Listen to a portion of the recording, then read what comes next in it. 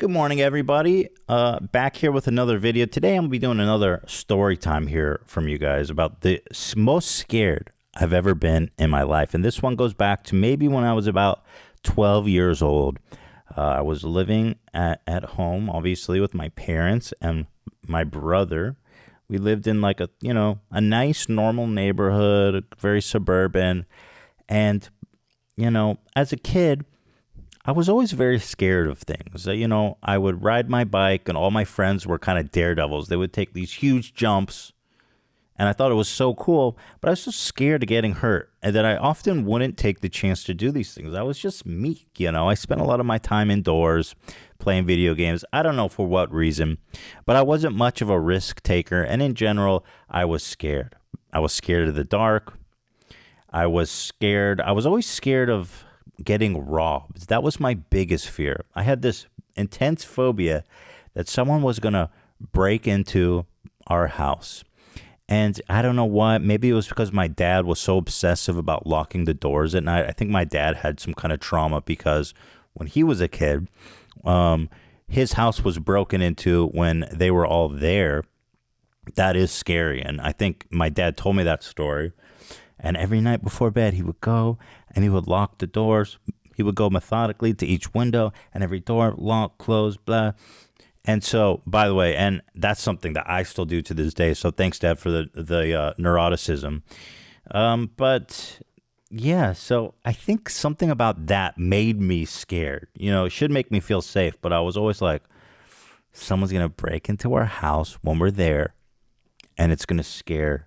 It's just going to be horrible. And I would have thoughts like they're going to tie us up, the whole family. They're going to, they're going to hurt us and all these crazy fantasies. Maybe I'm not the only one, but I used to think about that a lot when I was lying in bed at night. I couldn't sleep. 2 a.m., pitch black, quiet. You could hear a pin drop. And in the night, when I was sitting there, little 12-year-old Ethan, I would just listen, right, for anything. I was just my senses were razor sharp because I was just scared. I was begging and listening for any sound to perk up my senses. There was always something, right? There was always the sound of, a squeak, a rattle, a footstep, tense up. And then the most intense fantasies of my family being hogtied, and et cetera, et cetera. Well, one night, I swear I heard like crackling, rustling, talking. I heard chatter.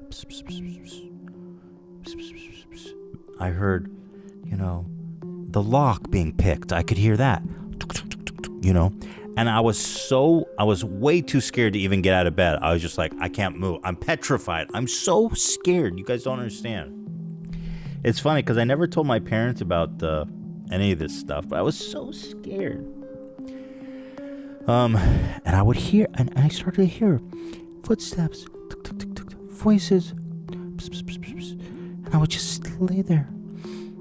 And I would lay there for hours just listening. Then I'd be up all night. And then at 5 a.m., maybe the sun would start to shine. And when the sun started to shine, I felt a little more comfortable thinking like, well, if there's robbers, they're not going to do it in the daylight. So usually when the daylight came, when it started to crack and I could hear like construction vehicles because, we lived next to a big tract of houses that was being built over many years. So I would hear the construction vehicles start and I think to myself, okay, we're not being robbed. There's nobody here, right? And then I would fall asleep peacefully. So I was always sleep deprived and, I'd go about my day. I wouldn't think about it. I get back in bed. The same thing happened. I get back in bed. Maybe I'd wake up around 2 o'clock, razor sharp senses, and I'd hear the rattling, right? The talking, scared shitless. And then I would say to myself again, this time it's real. The last time I was imagining it, but this time it is real.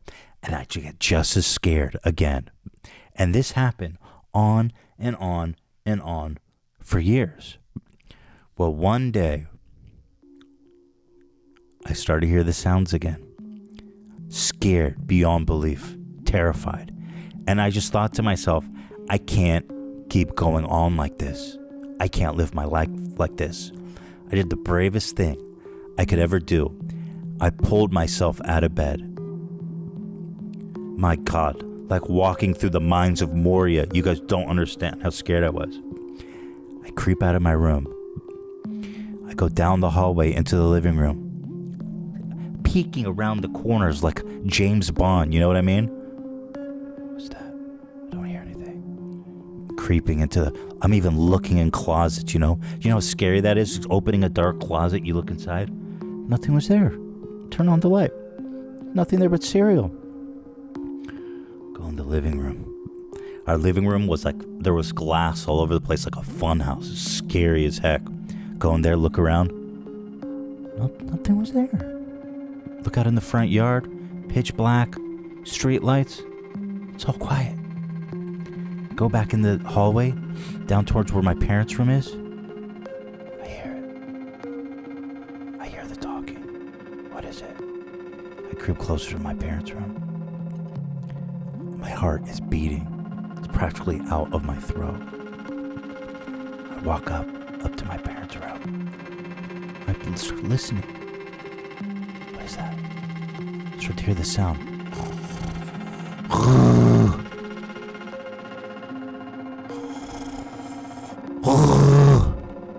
My dad is this unbelievable snorer, as many dads are.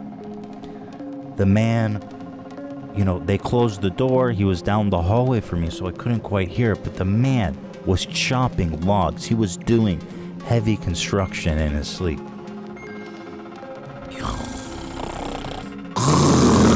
I don't know how my dear mother ever lived through that. How my mom lived through that is a mystery to this day. I start listening. Down the hall, with the door closed, you can hear a lot of sounds. And your dad snoring.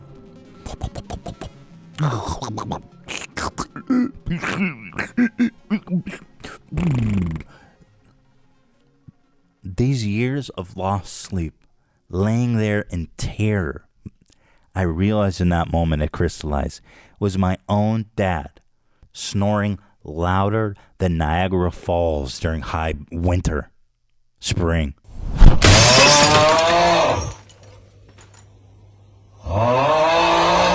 And through the door and the walls, I was hearing all kinds of crazy stuff. I mean, I could hear the whole universe in his snores without knowing it. And I was hearing full conversations, walking, opening. From that moment on, I felt so dumb. You guys don't know the amount of terror and sleepless nights I felt from that. I realized, oh my God, dude. Both the embarrassment, this just feeling so dumb, but also equal measures, relief, ultimate relief. My dad is just freaking snoring. Go back to bed. I went to bed peacefully, beautifully, and I never heard people breaking into the house again. Pretty dumb, right? Kids are dumb, man. So that's how my dad traumatized me for years growing up by snoring like a construction worker during high noon with a jackhammer. And, well, I'm an idiot. I was then, and I am now. What can I say?